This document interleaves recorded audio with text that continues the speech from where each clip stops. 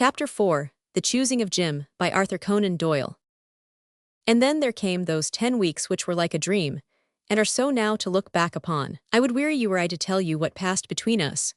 But oh, how earnest and fateful and all-important it was at the time. Her waywardness, her ever-varying moods, now bright, now dark like a meadow under drifting clouds, her causeless angers, her sudden repentances, each in turn filling me with joy or sorrow, these were my life, and all the rest was but emptiness. But ever deep down behind all my other feelings was a vague disquiet, a fear that I was like the man who set forth to lay hands upon the rainbow, and that the real Eddie Calder, however near she might seem, was in truth forever beyond my reach. For she was so hard to understand, or at least, she was so for a dull-witted country lad like me. For if I would talk to her of my real prospects, and how by taking in the whole of Coromure we might earn 100 good pounds over the extra rent, and maybe be able to build out the parlour at West Inch, so as to make it fine for her when we married, she would pout her lips and droop her eyes, as though she scarce had patience to listen to me. But if I would let her build up dreams about what I might become, how I might find a paper which proved me to be the true heir of the laird, or how, without joining the army, which she would by no means hear of, I showed myself to be a great warrior until my name was in all folks' mouths, then she would be as blithe as the May. I would keep up the play as well as I could, but soon some luckless word would show that I was only plain Jock Calder of West Inch, and out would come her lip again in scorn of me. So we moved on, she in the air and I on the ground, and if the rift had not come in one way, it must in another. It was after Christmas, but the winter had been mild, with just frost enough to make it safe walking over the peat bogs. One fresh morning Eddie had been out early, and she came back to breakfast with a fleck of color on her cheeks. "Has your friend the doctor's son come home, Jack?" says she. "I heard that it was expected." "Ah, then it must have been him that I met on the muir." "What, you met Jim Horscroft?" "I am sure it must be he. A splendid-looking man, a hero, with curly black hair, a short, straight nose and grey eyes. He had shoulders like a statue, and as to height, why I suppose that your head, Jack, would come up to his scarf-pin." "Up to his ear, Eddie," said I indignantly. "That is, if it was Jim, but tell me, had he a brown wooden pipe stuck in the corner of his mouth?" "Yes, he was smoking. He was dressed in grey, and he has a grand, deep, strong voice." "Ho ho, you spoke to him," said I. She colored a little, as if she had said more than she meant. "I was going where the ground was a little soft, and he warned me of it," she said. "Ah, it must have been dear old Jim," said I. "He should have been a doctor years back, if his brains had been as strong as his arm. Why, heart alive, here is the very man himself." I had seen him through the kitchen window, and now I rushed out with my half-eaten bannock in my hand to greet him. He ran forward too, with his great hand out and his eyes shining. "Ah, Jock," he cried, "it's good to see you again. There are no friends like the old ones." Then suddenly he stuck in his speech, and stared with his mouth open over my shoulder. I turned, and there was Eddie, with such a merry, roguish smile, standing in the door. How proud I felt of her, and of myself too, as I looked at her. "This is my cousin, Miss Eddie Calder, Jim," said I. "Do you often take walks before breakfast, Mr. Horscroft?" she asked, still with that roguish smile. "Yes," said he, staring at her with all his eyes. "So do I, and generally over yonder," said she. "But you are not very hospitable to your friend, Jack. If you do not do the honors, I shall have to take your place for the credit of West Inch." Well, in another minute we were in with the old folk, and Jim had his plate of porridge ladled out for him, but hardly a word would he speak, but sat with his spoon in his hand staring at Cousin Eddie. She shot little twinkling glances across at him all the time, and it seemed to me that she was amused at his backwardness, and that she tried by what she said to give him heart. "Jack was telling me that you were studying to be a doctor," said she. "But oh, how hard it must be, and how long it must take before one can gather so much learning as that." "It takes me long enough," Jim answered ruefully, "but I'll beat it yet." "Ah, but you are brave, you are resolute. You fix your eyes on a point and you move on towards it and nothing can stop you." "Indeed, I've little to boast of," said he. "Many a one who began with me has put up his plate years ago, and here am I but a student still." "That is your modesty, Mr. Horscroft. They say that the bravest are always humble. But then, when you have gained your end, what a glorious career, to carry healing in your hands, to raise up the suffering, to have for one's soul and the good of humanity. Honest Jim wriggled in his chair at this. I'm afraid I have no such very high motives, Miss Calder, said he. It's to earn a living, and to take over my father's business that I do it. If I carry healing in one hand, I have the other out for a crown piece. How candid and truthful you are, she cried, and so they went on, she decking him with every virtue, and twisting his words to make him play the part, in the way that I knew so well. Before he was done, I could see that his head was buzzing with her beauty and her kindly words. I thrilled with pride to think that he should think so well of my kin. Isn't she fine, Jim? I could not help saying when we stood outside the door, he lighting his pipe before he set off home. Fine, he cried, I never saw her match. We're going to be married, said I. The pipe fell out of his mouth, and he stood staring at me. Then he picked it up and walked off without a word. I thought that he would likely come back, but he never did, and I saw him far off up the brae, with his chin on his chest. But I was not to forget him, for Cousin Eddie had 100 questions to ask me about his boyhood, about his strength, about the women that he was likely to know.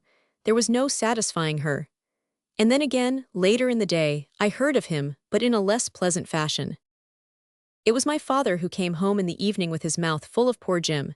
He had been deadly drunk since midday, had been down to Westhouse Links to fight the gypsy champion, and it was not certain that the man would live through the night. My father had met Jim on the highroad, dour as a thundercloud, and with an insult in his eye for every man that passed him. Guid sakes, said the old man. He'll make a fine practice for himsel, if breaking banes will do it. Cousin Eddie laughed at all this, and I laughed because she did, but I was not so sure that it was funny. On the third day afterwards, I was going up Corrimure by the sheep track, when who should I see striding down but Jim himself? But he was a different man from the big, kindly fellow who had supped his porridge with us the other morning. He had no collar nor tie, his vest was open, his hair matted, and his face mottled like a man who has drunk heavily overnight. He carried an ash stick, and he slashed at the whin bushes on either side of the path. Why, Jim, said I. But he looked at me in the way that I had often seen at school when the devil was strong in him, and when he knew that he was in the wrong, and yet set his will to brazen it out. Not a word did he say, but he brushed past me on the narrow path and swaggered on, still brandishing his ash plant and cutting at the bushes. Ah well, I was not angry with him. I was sorry, very sorry, and that was all. Of course I was not so blind but that I could see how the matter stood. He was in love with Eddie, and he could not bear to think that I should have her. Poor devil, how could he help it? Maybe I should have been the same. There was a time when I should have wondered that a girl could have turned a strong man's head like that, but I knew more about it now. For a fortnight, I saw nothing of Jim Horscroft, and then came the Thursday which was to change the whole current of my life.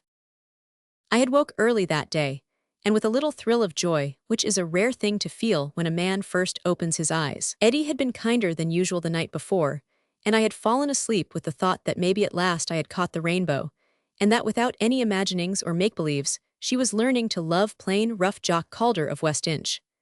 It was this thought, still at my heart, which had given me that little morning cheer-up of joy. And then I remembered that if I hastened I might be in time for her, for it was her custom to go out with the sunrise. But I was too late. When I came to her door it was half open and the room empty. Well, thought I, at least I may meet her and have the homeward walk with her. From the top of Corrimure Hill you may see all the country round, so, catching up my stick, I swung off in that direction. It was bright but cold, and the surf, I remember, was booming loudly, though there had been no wind in our parts for days. I zigzagged up the steep pathway, breathing in the thin, keen morning air, and humming a lilt as I went until I came out, a little short of breath, among the winds upon the top. Looking down the long slope of the farther side, I saw Cousin Eddie, as I had expected, and I saw Jim Horscroft walking by her side. They were not far away, but too taken up with each other to see me. She was walking slowly, with the little petulant cock of her dainty head which I knew so well, casting her eyes away from him, and shooting out a word from time to time. He paced along beside her, looking down at her and bending his head in the eagerness of his talk. Then as he said something, she placed her hand with a caress upon his arm, and he, carried off his feet, plucked her up and kissed her again and again. At the sight I could neither cry out nor move, but stood, with a heart of lead and the face of a dead man, staring down at them. I saw her hand passed over his shoulder, and that his kisses were as welcome to her as ever mine had been. Then he set her down again, and I found that this had been their parting, for indeed, in another 100 paces they would have come in view of the upper windows of the house. She walked slowly away, with a wave back once or twice, and he stood looking after her. I waited until she was some way off, and then down I came, but so taken up was he, that I was within a hand's touch of him before he whisked round upon me. He tried to smile as his eye met mine. "Ah, Jock," says he, early afoot. "I saw you," I gasped, and my throat had turned so dry that I spoke like a man with a quinsy. "Did you so?" said he, and gave a little whistle. "Well, on my life, Jock, I'm not sorry. I was thinking of coming up to West Inch this very day and having it out with you. Maybe it's better as it is." "You've been a fine friend," said I. "Well now, be reasonable, Jock," said he, sticking his hands into his pockets and rocking to and fro as he stood. "Let me show you how it stands. Look me in the eye and you'll see that I don't lie. It's this way. I had met Eddie, Miss Calder that is, before I came that morning, and there were things which made me look upon her as free, and thinking that, I let my mind dwell on her. Then you said she wasn't free but was promised to you, and that was the worst knock I've had for a time. It clean put me off, and I made a fool of myself for some days, and it's a mercy I'm not in barrack jail. Then by chance I met her again. On my soul, Jock, it was chance for me, and when I spoke of you she laughed at the thought. It was cousin and cousin, she said. But as for her not being free, or you being more to her than a friend, it was fool's talk. So you see, Jock, I was not so much to blame, after all. The more so as she promised that she would let you see by her conduct that you were mistaken in thinking that you had any claim upon her. You must have noticed that she has hardly had a word for you for these last 2 weeks. I laughed bitterly. It was only last night, said I, that she told me that I was the only man in all this earth that she could ever bring herself to love. Jim Horscroft put out a shaking hand and laid it on my shoulder, while he pushed his face forward to look into my eyes. "Jock Calder," said he, "I never knew you tell a lie. You are not trying to score trick against trick, are you? Honest now, between man and man." "It's God's truth," said I. He stood looking at me, and his face had set like that of a man who is having a hard fight with himself. It was a long 2 minutes before he spoke. "See here, Jock," said he, "this woman is fooling us both. 500 you hear, man. She's fooling us both. She loves you at West Inch, and she loves me on the Breeside, and in her devil's heart she cares a wind blossom for neither of us. Let's join hands, man, and send the hellfire hussy to the right about." But this was too much. I could not curse her in my own heart, and still less could I stand by and hear another man do it, not though it was my oldest friend. "Don't you call names," I cried. "Ach, you sicken me with your soft talk. I'll call her what she should be called." "Will you, though?" said I, lugging off my coat. "Look you here, Jim Horscroft, if you say another word against her, I'll lick it down your throat if you were as big as Berwick Castle. Try me and see." He peeled off his coat down to the elbows, and then he slowly put it on again. "Don't be such a fool, Jock," said he. 4 stone and 5 inches is more than mortal man can give. 2 old friends mustn't fall out over such a, well there, I won't say it. Well, by the Lord, if she hasn't nerve for 10. I looked round, and there she was, not 20 yards from us, looking as cool and easy and placid as we were hot and fevered. "I was nearly home," said she, "when I saw you 2 boys very busy talking, so I came all the way back to know what it was about." Horscroft took a run forward and caught her by the wrist. She gave a little squeal at the sight of his face, but he pulled her towards where I was standing. "Now, Jock, we've had tomfoolery enough," said he. "Here she is. Shall we take her word as to which she likes? She can't trick us now that we're both together." "I am willing," said I. "And so am I if she goes for you. I swear I'll never so much as turn an eye on her again. Will you do as much for me?" "Yes, I will." "Well then, look here, we're both honest men and friends, and we tell each other no lies, and so we know your double ways. I know what you said last night. Jock knows what you said today. 500 you see. Now then, fair and square, here we are before you once and have done. Which is it to be, Jock or me?" You would have thought that the woman would have been overwhelmed with shame, but instead of that her eyes were shining with delight, and I dare wager that it was the proudest moment of her life. As she looked from one to the other of us, with the cold morning sun glittering on her face, I had never seen her look so lovely. Jim felt it also, I am sure, for he dropped her wrist, and the harsh lines were softened upon his face. "Come, Eddie, which is it to be?" he asked. "Naughty boys to fall out like this," she cried. "Cousin Jack, you know how fond I am of you." "Oh, then go to him," said Horsecroft. "But I love nobody but Jim. There is nobody that I love like Jim." She snuggled up to him and laid her cheek against his breast. "You see, Jock," said he, looking over her shoulder. "I did see, and away I went for West Inch, another man from the time that I left it.